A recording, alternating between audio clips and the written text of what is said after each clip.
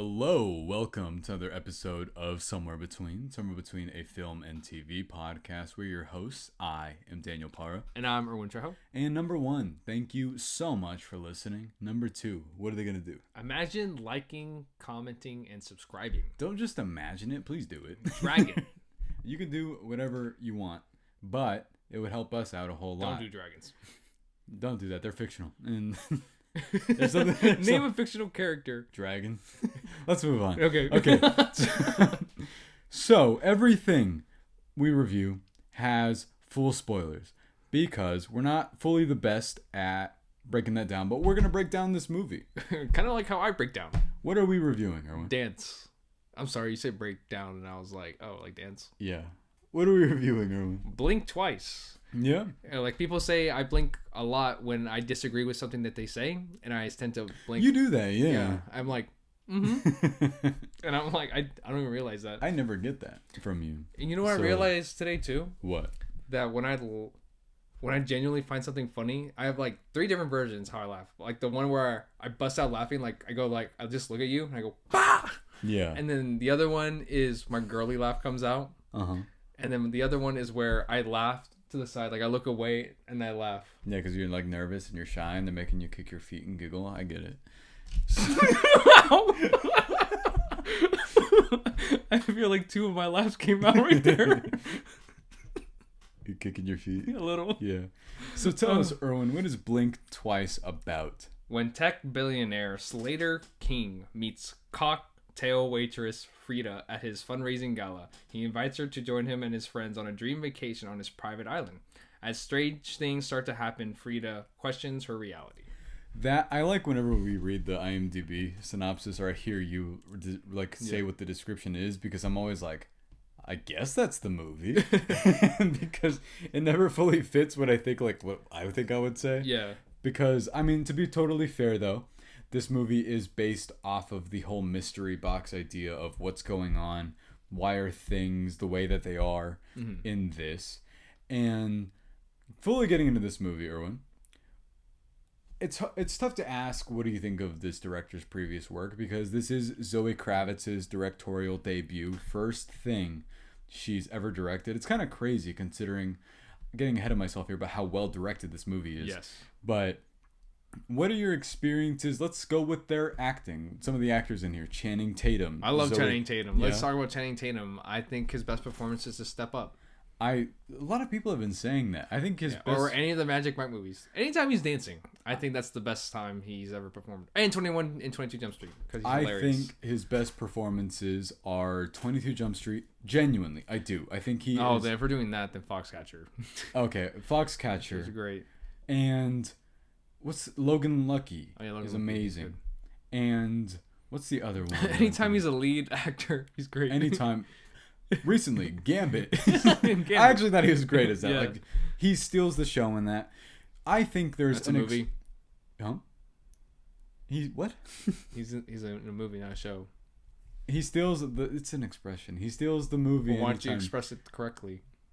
Because I'm using it the right way. You're the one that's questioning. No, I don't know. I think Question your reality. That's like the Matrix. Okay. I think that anytime he's in something, he's always the standout. And I want you to also add this performance to your list of his best performances, because I think he's incredible in this movie. I think he's not necessarily the lead of it. He's definitely co-lead in a way, kind of. Yes. He's in so much of this movie. He, at a point, is the antagonist for sure. He is the villain 100% at a point in this movie. But were you used to any of the other actors here, or like... Oh, let me see. I don't know how to pronounce her name. Aaliyah Shawkat, I think. She was in Arrested Development. Yeah. That's where I mostly know her from. Christian Slater. I feel like I've seen him in things, but not realizing that's Christian Slater. I love Christian Slater. I thought Mr. Robot was great. Okay. And he's great in it. Simon Rex, he's in the horror, like those parody movies, scary movies. Oh, he is? Yeah, I looked at him up. I know him. Like, he has a familiar face. I know him from the idea of the fact that he's in Bottle Rocket, and I have not seen... No, not Bottle Rocket. It's the other one. It's called Red Rocket. Oh. Bottle Rocket's the Wes Anderson movie. Okay. How do you pronounce her name? Adria Arjona, who was in a movie we reviewed earlier this year, Hitman. Yeah, great. Great. And Andor, right? Yes. Yeah, and Andor. Also great. Haley Joel Osment, of course. I mean... unrecognizable face. Very recognizable. The most recognizable face. From his show The Boys and nothing else, for Nothing sure. else. Oh, man. Other than that, oh, yeah, Kyle MacLachlan, who I love from Twin Peaks, and... Gina Davis from the hit movie Stuart Little. She's in other stuff. Yeah, she's definitely in Stuart Little. I love Stuart Little. It's really good. Also written by M. Night Shyamalan. So I guess Haley Joel Osment and Gina Davis have that in common. That's amazing. I did not know that. I just pieced that together just now. So what we're going to do is we're going to guide you through this movie and break it down, beginning, middle, end, our positives and negatives here. So, Erwin, tell me. You said break it down. Overall, yes. What'd you think of this? I loved it. Yeah? Yes. I thought this movie was really good. Yeah. From the characters that were introduced from the very beginning and then how it progressed along the way. I thought it was really good. So I loved this movie too. I loved it quite a bit, in fact. I thought it was such a strong directorial debut. Unbelievable that it is. I wouldn't believe it was her first time though. That's how this movie felt. No, because Zoe Kravitz, maybe it's because she's been in the industry for long enough that she's seen the practical applications of being able to do stuff like this. But whenever you're an actor and you transition, I know some people have trouble with that in terms of us, like George Clooney. Let's admit it. He sucks at it sometimes. And he directs sometimes. Sometimes, and they're usually not that great. I didn't see The Boys in the Boats or whatever it was called. But it sounds like a made-up movie, I know. But Clint Eastwood does it sometimes well. And sometimes not well at all. Yes. It's a difficult thing to do. And I like that she said the inspiration for this movie, and fully spoiling something that's in the final third of this movie, she said that she got the idea from the people in power that were around her that were able to hide the things that they're able to hide. And it sort of gave her that inspiration for the women that are in this movie to be able to actually sort of have an agency on that. So there is a real idea here. I've seen people compare it to Get Out, but about Me Too. I've seen people compare it to other Twilight. It's actually really a good comparison, Get Out with Me Too. Yeah, because it really is. And there's a lot of... This movie's about a couple themes that we'll get into. I think it is primarily about gaslighting and emotional and physical abuse.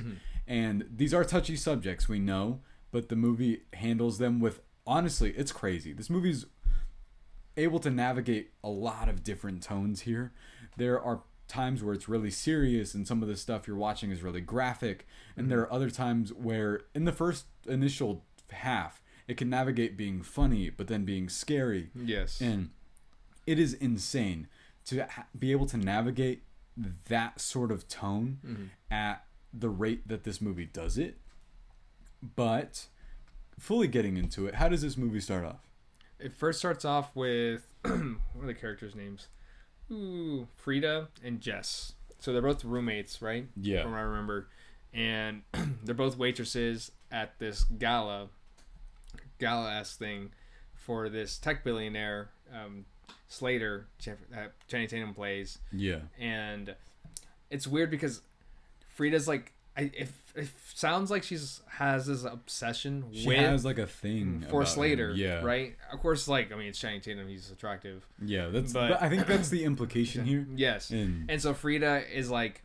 Eventually, Frida and Jess, had, this way to, actually be a part of the gala and not just work there. Yeah. And somehow Frida gets in and, was able to make a connection and, be able to talk to Slater.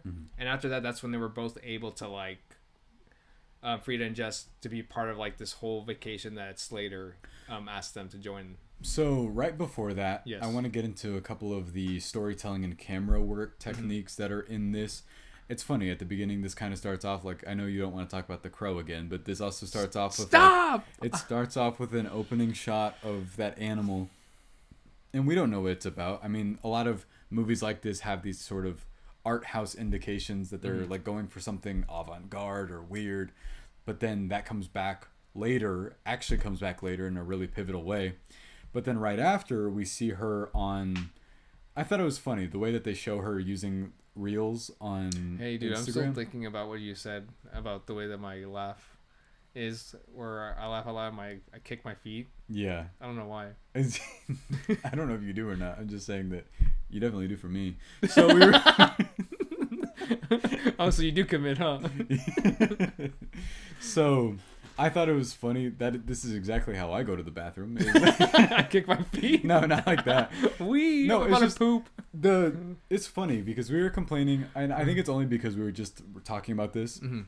This movie's alchemy and its pacing. Mm-hmm. It's so well paced. It's honestly, get into critiques later, maybe a little too short, but yes.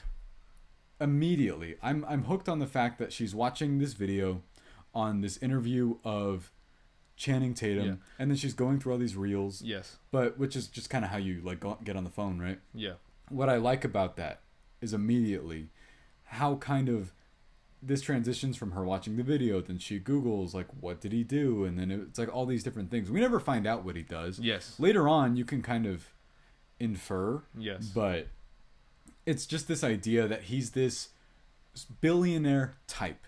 And we're supposed to put our own previous thoughts into this. What kind of person does that? What sort of person has to address allegations about misuse of power, right? Yes. I like it because it immediately makes him inaccessible to her in a way where she like idolizes him. Yeah. Even despite these flaws. Well, even then, it's just like them being roommates, you get to see like how they live and what they are going through too. Yeah. And you can see like the different like lives that they're both living in as well. Yeah, because it's such a contrast. Yes. Because of his idea where you see him every day, right? He's yes. like, in terms of just the ability to watch these videos or have access to him in that way. A lot of people treat celebrity like this, where they live vicariously through them. Yes. And I think that's great. I think it's a really easy way for you to sympathize with these two main leads right away. Because we'll get to it, but Naomi Ackie is more of the lead than her roommate is. But that's because of something that happens later on in the movie. So getting into that with the gala you mentioned, lavish, right? Yes, very. I think the whole contrast there is supposed to be that they're working in the back. They're there with all of the regular items and things. And then once they walk out, he's giving this speech, right? And it's just this white. It's like supposed to be this idea of nothing there, right? And whenever they're meeting them, they do actually have a really nice chemistry with each other because they're building off of this chemistry that all these people have with each other before they take off to this island. And I want to ask you what you thought between the dynamic of both the two leads and then Channing Tatum and Naomi Ackie. I thought it was great. And I think it's because when they had their first interaction with one another, because I was just thinking about it, the one thing that really felt solidified with their chemistry to me was whenever Channing Tatum breaks off the other heel from her and says like, oh, I've always wanted to do that. I've seen like in movies or something like that. I saw it in a movie once. And I was just like, after that I was like, oh my god, I don't know why it works. Like, and I think it's just because those little subtle things that feel true, like an actual like relationship is building. Yeah, and you see that, and I felt that as like an audience. And that's because Channing Tatum is genuinely a very charming person. It's why we always say, whenever he shows up in anything, all his random cameo things he keeps doing, he's always the best part. Because you never expect him, and then when you do, he immediately kills it, and then he leaves and goes who knows where. And we're like, no, where are you going? Like, let's say Bullet Train, for example. I'm like, I was like, I'd rather follow. Like, what's he up to? Yeah, what is he up to? And then they take it to the island after this, right? And the set design here is amazing. I don't know if they filmed this in like real location stuff, but I'm sure they did. Yeah. I'm not sure where they went. Offhandedly, I do want to mention the original script for this was not called Blink Twice. It was called Pussy Island, I believe. Yes. And obviously you can't really name like a major theatrical movie this. Yes. Maybe if it was more independent, but no, they put this in theaters. Like there was marketing for this. There was a lot of marketing for it. And fully getting into once they go onto the island, did you pick up on any of the things that were going to go wrong here right away, or what were your like sort of feelings here about? I think for me was the language barriers for sure between the maid and everybody else. I thought that was strange. The of course the phone aspect. Oh, the whole idea where he's like, you don't have to do anything you don't want to. Yeah. And it's just, I think because another thing was like the manipulation thing aspect as well. Because even if stuff like that is happening, it's like, I was like, I mean, you have a choice, but it's also like the undertone of it as well. Yeah, like there's sort of an implied idea of there's already something inherently wrong with that, right? Yes. Like, and even then, like even the roommate herself just felt so weird. Like we was saying like these obvious things, like us, the audience, like what? Why would you say that? Or like, why would we do that? Like why do we need to do that type of thing? But it's also like the group setting as well, and like following along, which I can see like the very like the pressures of it too. Yeah. But there's like stuff like that was like where it's like what's wrong, or like also the perfume. The perfume plays a big part, and for sure seeing like a random full size perfume in a room, that's so like that was already strange to me. There were a couple different things that were kind of odd. It was this like makeup that already had hair. Oh in it, yes, and she was like, "Oh, gross." Yeah. Try again. And I was like, "What?" No, yeah. So, I love how this movie looks. Let's get that out of the way. Yeah. Like, I think that visually this movie's pristine. It's beautiful to look at. It looks the warmth of it too. It looks amazing. No, genuinely, there's a kind of baked quality to everything around it. It has this very golden glow. The moment whenever... Here's another thing I thought was weird, and they even offhandedly mention it in this movie, is her roommate is like, is it not weird that they already have clothes for us, like, in advance? Yeah. And knowing how this movie goes, and a couple of the things that are implied in it, yeah, it is weird. Yeah. But whenever they're like, it's just a rich people thing. Like, I kind of thought the same thing. I thought the same thing too. But then now, I'm like, when you just mentioned that, I was like, oh yeah, they did say that. And then I'm thinking of what happens later on, and I'm like now connecting, and I'm like, oh, because there are like two different twists in this movie. One of them I guessed off of something we'll get into, but the other one I did not know was... That was unexpected. Yeah. And if it's the fingernail thing that you're talking about, then yeah. But there's so many different horror movies and movies like this build on really interesting ways where they give you a lot of subtle visual cues immediately. And it's supposed to be so you can kind of pick up on what's this that's actually going on. Yes. And even if you figure out one of the twists, I feel like guaranteed you won't get the other one. Yes. Because I definitely didn't. I didn't. Yeah. But then there's no fun like trying to guess the twist right away too. No, for me, I guess we'll get into that. We talk about what's a twist and what's not a twist. Yeah. Do you like being taken along for the ride of something, or do you like trying to get ahead of the movie? No, I like the ride. Yeah. Like I like to go by however the director and the writer is trying to make me go through this movie. Yeah. Because even if I guess the twist right away, I don't care too, because I'm like, how does the twist work along the way? No, because for me, I want to get there. I want to see. We always talk about spoilers. Like sometimes I had, let's say, Infinity War spoiled for me in advance. Yeah. However, people always try and do that douchey thing in like YouTube comments or wherever, where they're like, haha, this person dies, and you're like, cool. And then, Solo. But that was one of our big Awakens. ones. Yeah. Yeah. But then you get to find out why. Nobody ever spoils the why of anything. Or even how it's like how the story around it, everything too. Because even when knowing Han Solo dies, it was so sad to see in Force Awakens. Yeah. Because knowing why, like, he was killed by Kylo Ren. Like, nobody told me that. Yeah. I thought he just died. Or the implications of that being like his dad or anything like that. No one said anything about that. He just died. Which ties into this in the sense that movies like this rely on the surprise factor of something that happens later. Yes. So when I saw the comparison to Get Out, I started thinking about that movie, and I was like, they are structured very similarly. As a matter of fact, they're almost the same runtime, I'm pretty sure. Yeah. But it also has that same concept that we'll talk probably later on. Yeah. Where about the twist, what the other twist is. Yeah. But so all right, so they're at the island getting ready, and this is the part where I guess like those montage scenes starts to happen, and it feels like day in day out the same. And it starts to feel kind of everything mixed in together, right? Yes, and it's just them like partying, having like dinner, games. It seems like. and a lot of like flirting, especially Yeah. between the main two leads. I would say Between- like Frida and Slater. Yeah, and they do have a really great chemistry Yes. with each other. And I don't know if this movie fully works in the sense of something we'll get into if it doesn't, because that sort of trust there is an important aspect of this movie. And going back to that, I do want to ask you, did you think that any of this stuff went on for too long, or did you... Probably like the montage for sure. Yeah. A couple of times.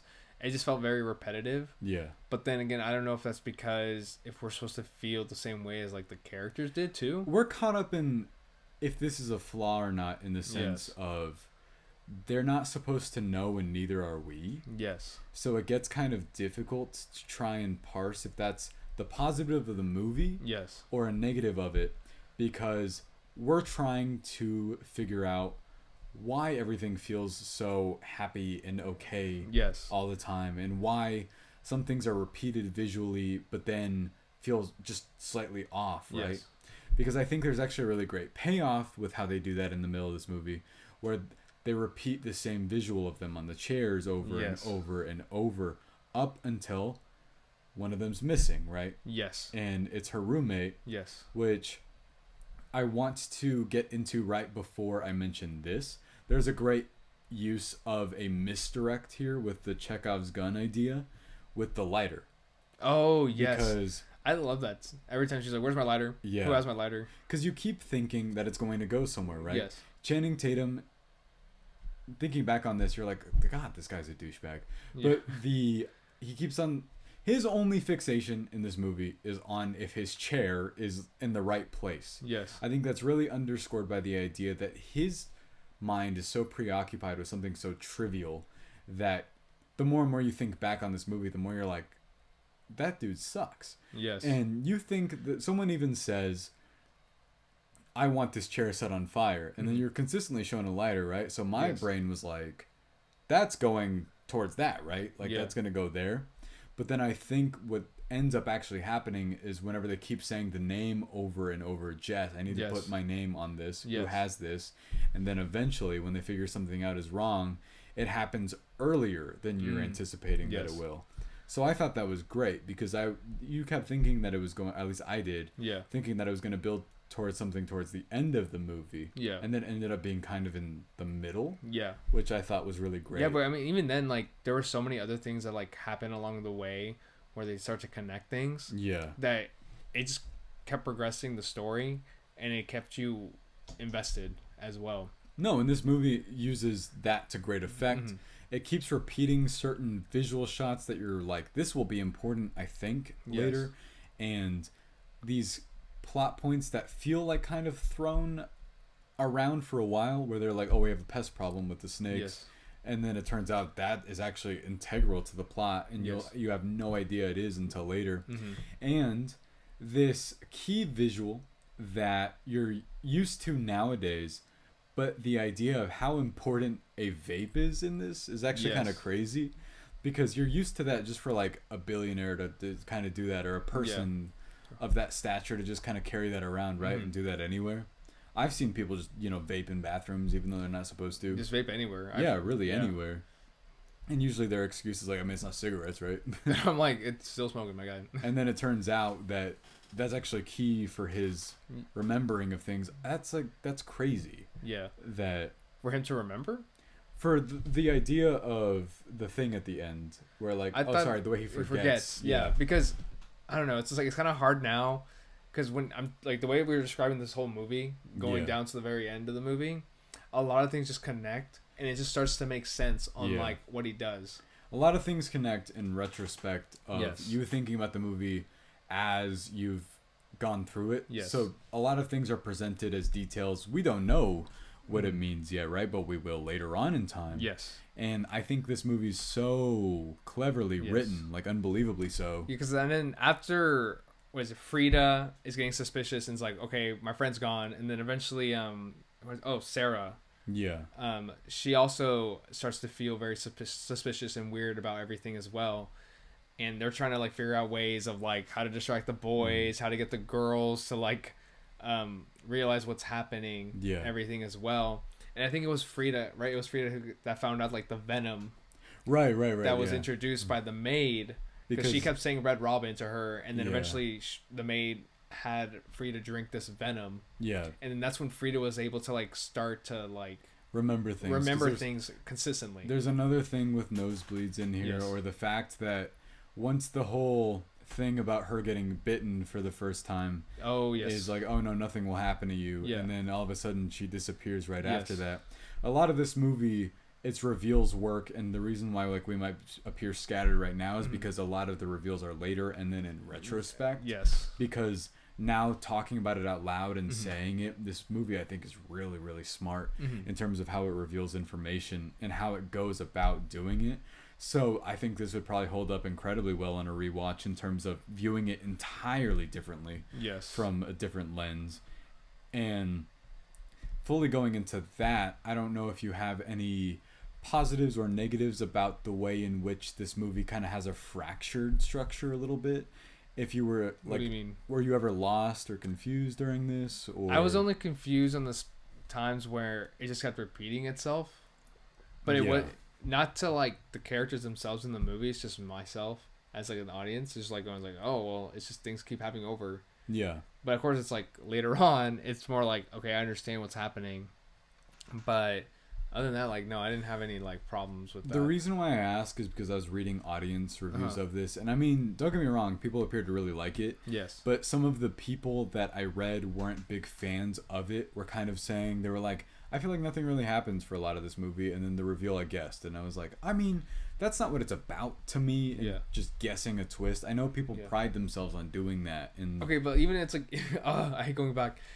Even if you guess a twist, like then. What, like, why don't you answer to me going like, cool, you guessed the twist. Answer to me only. Yeah. Like, did it work for you? Yeah. Like, how things played out. That's what I want to know. Because even, like, because a lot of things when it comes to movies, too, it's just also, like, the rewatchability aspect. And, because sometimes, like, a movie can go happen and the twist happens and has no effect from the very beginning or, like, the middle. And so, like, you can just keep watching a movie. Could be a completely different movie again, and when the twist happens, and nothing could ever happen again. But with this movie, it has a great twist that when you watch it again, it's a whole other lens. Like it recontextualizes literally the entire movie. That's what great twists do, where you go back and you're like, oh my god, everything clicks and it does it well. Sometimes movies try and pull a twist on you and it doesn't work because they just wanted to go for the shock factor.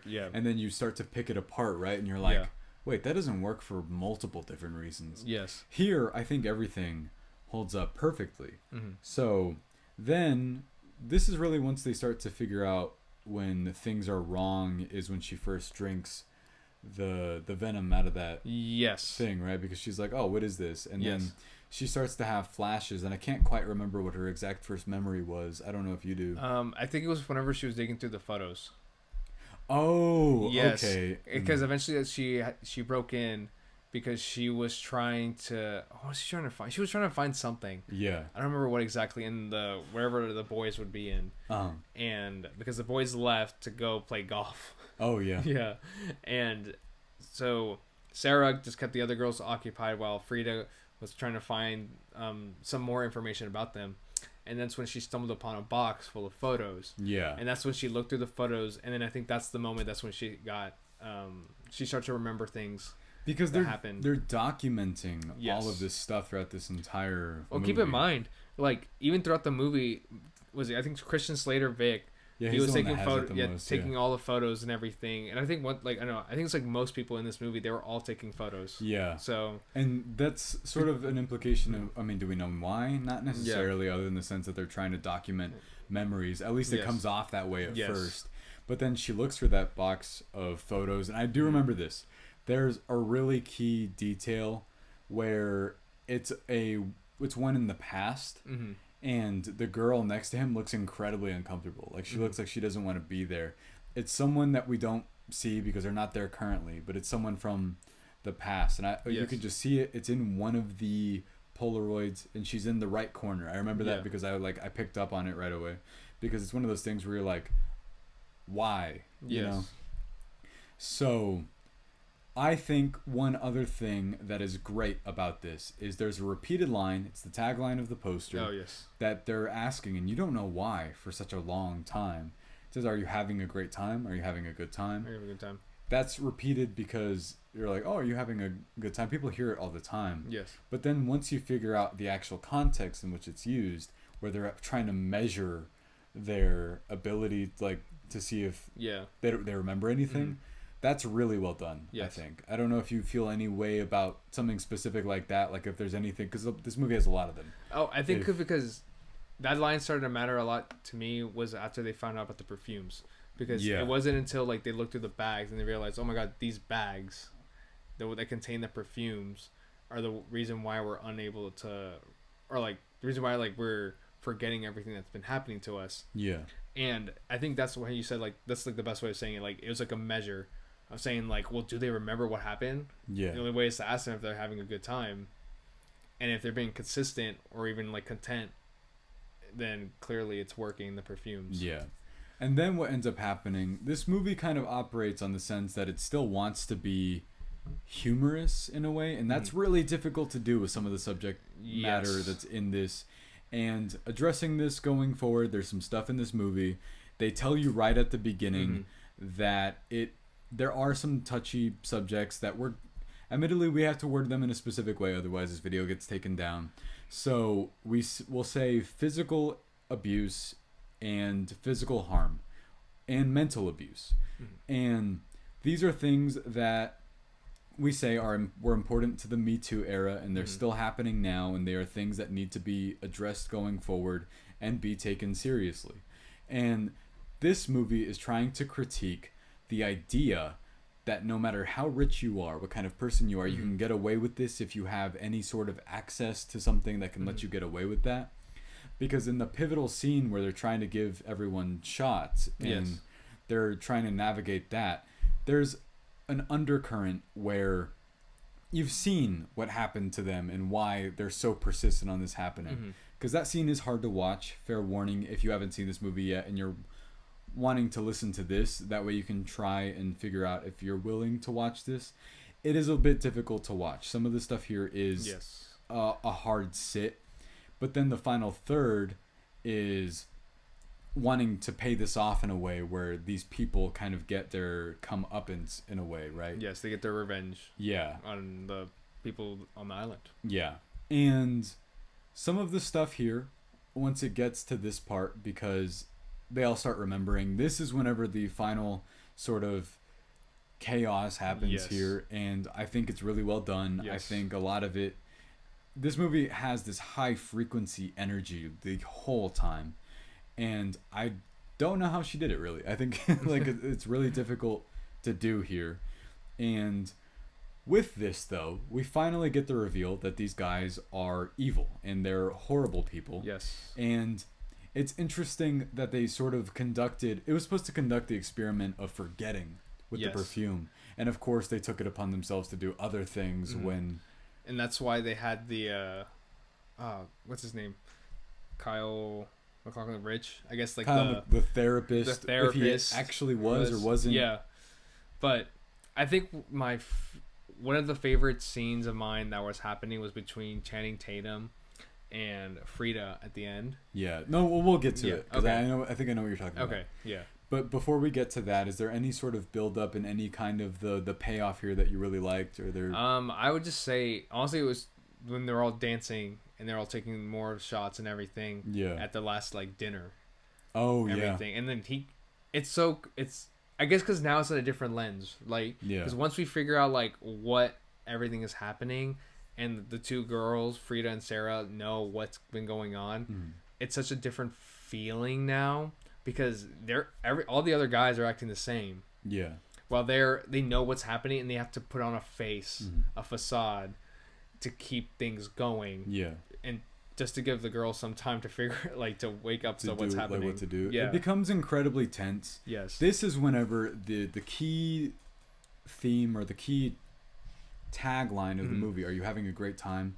And they keep asking this, and Channing Tatum keeps asking this whenever. Yes. because you can see it in his face. He's calculating. Yes. And then he like leans into her. He's like, "You smell different." And Yeah.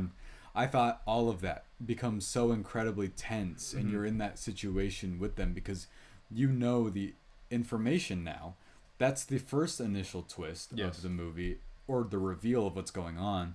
The other one later is crazy, and I like didn't guess it at all. But whenever they finally pay that off with that, I really liked something specific about Channing Tatum here.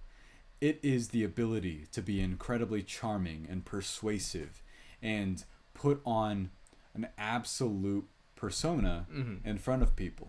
But then you reveal that this guy is not any of these things. No. He can be, but once that's dropped, I think something that this movie's able to do is, he's a bigger dude in terms of being muscular. He's a little bit leaner in this one, but I think that's important because he's so much taller than everyone else, right? I think casting someone like this, their physical appearance is important because you trust this actor based off not real life experience, but based off of the other roles he's played, and that he is usually the romantic lead. So once you cast against type and you feel like this sort of betrayal, you feel that along with the character. Yeah. And I think that's an incredibly smart inversion of using Channing Tatum specifically. I think I didn't think about that with his physical capabilities. I just thought of it more of just personality in the movie. Yeah. Because I do agree with the whole him being like a romantic lead for like many movies beforehand. Yeah. And him being charismatic is one thing, but seeing the contrast of him, being that very charming guy, and then later on figuring out like he's just very selfish in what he's trying to do and being a complete douchebag as well. And I think you can just definitely see that, especially once he figures out like they know, because like, it's obvious that he could do something. I think he can do something about it, but he doesn't. Yeah. Because I mean, I guess later on too, it's like once we talk about it, how like the third act plays along too. Yeah, because at this point we're kind of in like transitioning into the third act, because this is whenever everything breaks out and they're like all kind of on the hunt for each other. Yeah, they're all killing one another basically. Yeah. And I really wish, let's get into marketing for a second. There's one line in this movie that's in the trailer I wish weren't. What? And it's Channing Tatum where he goes, "Well, everyone's dead." And it's in the trailer. Like, I think that's crazy. Yeah. I forgot it. So I don't really try to pay attention to the trailers. Yeah, but I think the trailer actually is really well done for this movie, so maybe that's why. Also, at our gym, do love good trailers. At our gym, I kept seeing the marketing for this movie. Oh, really? Yeah, because I think it is doing well. I hope it is. I think it's a really well done movie. Yes, I think people should go see this movie. Yeah. I said that this would feel like this year's The Menu, and I do feel like it kind of... There are some things about it where I was like, oh, yeah. Yeah. They're similar in the tones for sure. But I do think that this one's about a little bit more... Don't get me wrong, I love The Menu, but that one just criticizes the rich. This one criticizes a certain aspect of the abuse of their power. So we already know there is something wrong with Channing Tatum's character right off the bat, right? Because at the beginning he addresses that, but then you don't know for so long what it is. And I think it's interesting that it integrates a sci-fi element here about testing the idea of forgetting, because of something in the third act that I want to address. And it's on the nose, but I think it's okay that it is. Let's talk about when this movie reveals what it's about. Okay. Which has to do with the big monologue that Channing Tatum gives at the end. What did you think of it? I thought it was very powerful for his character. Yeah. In terms of like how he truly feels. Yeah. About the things that he's been doing. And it really shows. It just shows that like he's capable of knowing what's right and what's wrong. Yeah. But still chooses the wrong. That's why I think that he did go to therapy, but there's an idea here that people, celebrities, politicians, or really anybody kind of goes to therapy, and then they manipulate the therapy speak to sort of get away with what they want to get away with, because they're like, I went to therapy for it, so obviously. So he's able to learn these things because he learns these words, he learns these things from his therapist, who's also in on this at a point that's revealed, and he's able to kind of weaponize that. I mean, he even uses the own like perfume himself to forget the actions that are happening that he's doing and what's happened to him in his past. Because it was like a very subtle thing. He says like, hey, he mentioned his sister. Yeah. And how he says like, what do you mean you don't remember? Like his sister going like, what do you mean you don't remember what happened to us as kids? Yeah. That we were abused. And he's like, why would I want to remember that? I want to forget about that. It's like things don't need to be remembered. Things need to be forgotten. And I was just like, wow. His whole reasoning for his like, I mean, what do you mean? Why would I go do that with that person? Yeah. What happened? Yeah. That's this idea of like a repressed memory that was really traumatic for him as a character. Yes. And then he's evil, right? So he like uses that, let's say, to excuse himself for his actions later on. You're not supposed to repeat these things, but he's able to do that to justify it because he learned this through therapy, that he can find specific wording to excuse this behavior. Even none of it is like, it's not good. Yes. And his entire, I think this is a credit to his acting ability here. His entire breakdown of the speech memorized, going through the emotions in his face where he goes, I'm sorry, over and over and over again, I thought was incredible. Yeah. I thought that was a really great showcase for his acting ability. Like, we know that comedians are really skilled actors. He's been one for the middle part of his career. Robin Williams. Who was also able to do that for, like, really well for so long. But then that leads into... I was reading what some people thought of the ending, which we'll get into in a second. But the other twist of this movie. Oh, yes. What was it? It was the fact that Frida has been to the island before. Yeah. And that's where... and it makes sense because the maid kept saying Red Robin to her. Yeah. And another point of the movie was Frida, she does nails on the side. Yeah, and they say that and you're kind of like... Okay. Yeah. You're like, okay, I guess she has an Instagram page with of like her doing nails. 21 followers or something like that. Yeah. And... the maid kept saying Red Robin because the first time she went to the island, we're assuming it was the first time. Yeah. And she had, her nails were of a red robin. And that was the twist, the fact that she was there beforehand and she came back again.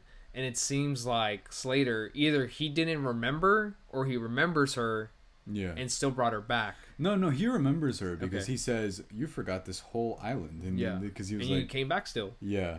Yeah. It's like, but I feel like he may have forgotten too or something. Yeah. And I just say that just because because I think he said a line where it's like their chemistry, their bond with one another. You just keep coming back here to me. I don't know if I just like was so long like this. Yeah. Thinking about it in retrospect, that I was like, this dude's so manipulative that I thought about it that like he was just always like that.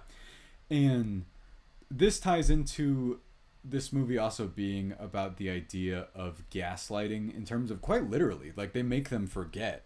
And then they make them sound crazy. And then there's even a moment where she literally says they're making us sound crazy. And it's working. Yeah. And because she starts like holding the knife and everything pays off really well, by the way. Yes. Whenever I thought there's so many great setups here and they all pay off, like I promise. Because it's crazy how effectively... It's the type of script where you're like, this was definitely thought about and like crossed over. Like, how can this lead to this? And... then the whole idea of like, oh, who stole my knife? And then there's a cut to where it's like, don't forget this. And then that's like just thrown out in the middle of the movie. Yeah. Because there are times I really like how this movie will just kind of interject where this movie structure, the way it works, it'll cut to things where like, well, when did this happen? Like what time? Yeah, I just remember what you said about the knife now. Because it was her roommate, Jess, that was like, you need to hide this or something. Yeah. And it was just like, it was one of those like flashes that happened. Wow. Yeah. It's just insane. No, because a lot of it is incredibly, and I feel like if we gave it a certain score, and then the more I talk about it, the more I'm like, I was like, we have to right now. I'm like, well, dang, should I change that? No, I'll stick to it because I do want to watch this movie again because it does work in a way where I feel like you do have to watch it again. Yeah. I feel like I say that about a lot of what we review, but then I mean, hey, I like rewatching things. Yeah. But this leads into the ending where were you surprised that she decided to keep him alive? Or I was. Yeah. I was surprised because. I guess I don't know. I think with something traumatic like that, I would think that you wouldn't want anything to do with that anymore, right? Yeah. But then again, that's like also what Channing Tatum's character Slater wanted to do. Yeah. And that's what he did. He tried to suppress that memory over and over again and just let it be forgotten. Because his whole thing is this movie's about, like I said, it's about the idea of gaslighting, the idea of pretending like the abuse that happened didn't happen, right? Yes. And then it's about one more thing. It's about trying to forget your trauma, or should you learn from that as a person and grow from it? And instead of like you end up taking it out on other people, right? Yes. I think this movie, it is so unbelievably clever, and I think it's about so much, and I think it's crazy that it touches on all these things in a very short runtime, I think. Just an hour 40. But that gets me into, we both loved it. Yes. But I don't think it's perfect. And let's touch on a couple of the things leading. Oh wait, let's talk about the ending though. Yeah, I was about to say. So, in the ending, did you like the ending? Overall, yes. Yeah. I did like the ending because it made me. I guess it just shows like how clever she is as well, and I guess the fact that now she has power too. But I don't know. Yeah. I ask you this because not me myself, but I read some people are very mixed on the absolute ending of this movie. Is it because like the change of power? Because she ends up being complicit in the idea of it. Not the change of it, but the idea that she decides to kind of aid in this in a way. But that's only someone's takeaway. Yeah. But then you could also argue this movie ends messy on purpose. I think it's supposed to encourage discussion. I think it's supposed to be like, well, what did you get from it? Yeah. I don't know. Because I mean, at the end, it's like great because now she's not like now she's living this opposite life now. Yeah. But at the same time, she's also using what's so abusive towards him. Yeah. Now, even though, but he's also a terrible guy. What he's been doing for years. Yeah, like literally, like, I don't know how long they say that. Yeah, but like we're assuming it's years too. But I don't know. It's such it's like what you said. It's mixed. I can see why it's mixed. So because even now I'm like, yeah, it's great, but at the same time I'm like, that's also bad what she's doing too. So at the end of it, this movie ends the way it ends. I think there's no real other way for this movie to wrap itself up other than because what would happen if she killed him? Then they would be stuck on the island, it implies, or something like that. Yeah. And wrapping that up the way this movie decides to end itself, even if you feel one way or the other about the ending, there's one line early on that says success is the best revenge, and it pays off. That's what this movie ends up being about. It fully succeeds in what it set out, what it said, and that leads into I do want to say that I do want to ask you guys what you think of the ending. I want people to comment that. What did you feel about the ending? Opening that up to discussion to see if people responded to it or not. Yeah. But let's get into some specific negatives because we talked so great about this for so long. Was there anything you weren't the biggest fan of on this? No, not really.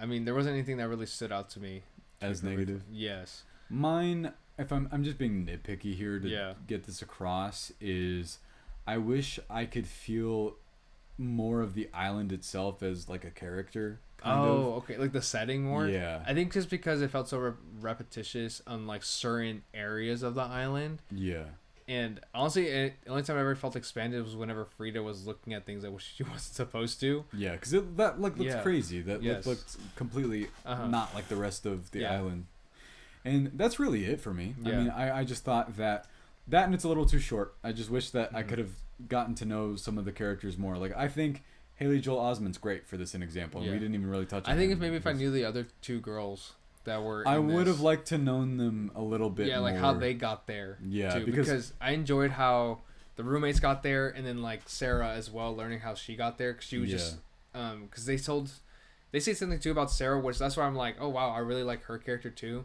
because there was a point in the movie where it seemed like competition that she talked about, and then eventually she talked about like, oh, like we shouldn't as women. No, like, because compete. they're playing friends. They're playing games with them. Early on, whenever like he's literally doing this on purpose. Yes. And then I guess you realize like she was like a barista. Oh yeah. And she just wanted to see Slater as well. Yeah. No, and then they say, we don't actually know any of these people, and then that's whenever they're like, oh, okay. Yeah. And then So, overall thoughts. What'd you think? I thought it was really good. Yeah. I thought it was a great movie, especially for somebody's first time directing. That's insane. I also thought it was great. I thought, same as you. Great. Can't believe. Frosted Flakes. Yeah, like your cereal thing. Yeah. I thought genuinely crazy that this is a directorial debut. Yeah. I don't know if Zoe Kravitz co-wrote this. She did. But she did? Yes.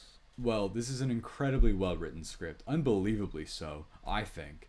Some of the commentaries a bit on the nose, but you know what? I think it needs to be. Mm-hmm. And I think that some of the navigation here between all of this stuff is only like really accomplished directors you would expect can do that, and she's right off the bat. Yes. 1 for 1. And 1 for 1. Yeah. That's 100%.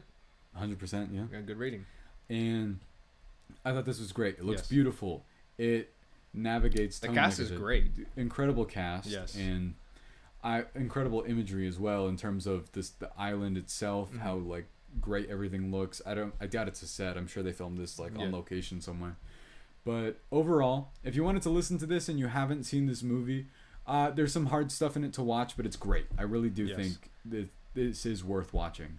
So overall, what's your score? 4 out of 5. I'm also giving it 4 out of 5, but when we were talking about it, I was like, oh my god. I was like 4.5. I was like, no, I'm gonna stick with 4 out of 5 right now. Yeah. Just until I would watch it again. If you see it in one of our like, if you see my letterbox, it changes. You know why. Or if you see our best of list and this happens to make it or an honorable mention, then you know we ended up liking it more the second time. I thought it was great. Mm-hmm. So, thank you guys so much for listening and watching. What are they going to do? They're going to like, comment, and subscribe. Please do. We also want to know what you thought of this movie. I'm really curious. I want to know, I mean, how do you think about Twist? What do you think about them? College Storage, because you're curious. It's not bad. Did you like that one? I did, actually. Okay. Thank you guys. I'm kicking my feet. So much for... Thank you guys for watching. And listening. Yes. We will see you next time. We are going to... We don't have anything for you this week because there's nothing out. So yeah, that's true. We'll see you next week for Beetlejuice. Yeah, it's Beetlejuice 2. Beetlejuice. Yeah, it's Beetlejuice. Yeah, I'm looking forward to it. Me too. I'm excited to see. I am excited. Yeah. Thank you guys again so much for listening and watching. We'll see you next time. Let's go.